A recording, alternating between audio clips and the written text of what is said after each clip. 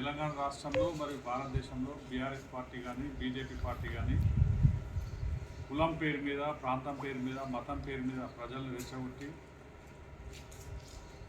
కేవలం ఉద్రిక్తతలతోటి మాత్రమే ఓట్లు సంపాదించి అధికారంలోకి వచ్చి ప్రజల సంక్షేమంను పూర్తిగా మర్చిపోయి ప్రజల సంక్షేమం గాలికి వదిలేసి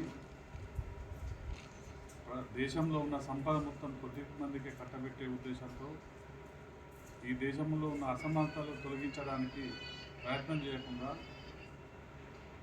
ఈ దేశ ప్రజలందరికీ సమాన హక్కులు కల్పించినటువంటి రాజ్యాంగాన్ని మార్చే ఉద్దేశంతో ప్రజల హక్కులను హరించే ఉద్దేశంతో ఇవాళ ఉద్రిక్తాన్ని రెచ్చగొట్టి ఓట్లు దండుకోవడానికి ప్రయత్నిస్తున్నటువంటి బీజేపీ బీఆర్ఎస్ పార్టీలను ఓడించి మన రాజ్యాంగాన్ని మనం కాపాడుకోవాలంటే మన హక్కులను, మన నిధులను, మన సహజ వనరులను, సహజ సంపదను, దేశంలోని సంపదను ప్రజలందరికీ సమానంగా రావాలంటే,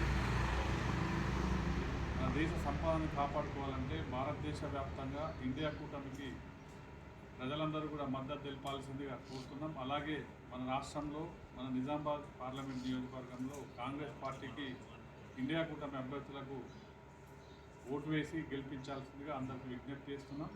తెలంగాణ జనసమితి పార్టీ తరఫున ఇండియా కూటమి అభ్యర్థులైనటువంటి నిజామాబాద్ పార్లమెంట్ అభ్యర్థి జీవన్ రెడ్డి గారికి పూర్తి స్థాయిలో మద్దతు తెలుపుతూ తెలంగాణ జనసమితి పూర్తి స్థాయిలో మద్దతు తెలుపుతుందని ఈ సందర్భంగా తెలియజేస్తుంది. ప్రొఫెసర్ కోదండరామ్ గారి నాయకత్వం. వర్ధిల్లాలి. ప్రొఫెసర్ కోదండరామ్ గారి నాయకత్వం. వర్ధిల్లాలి.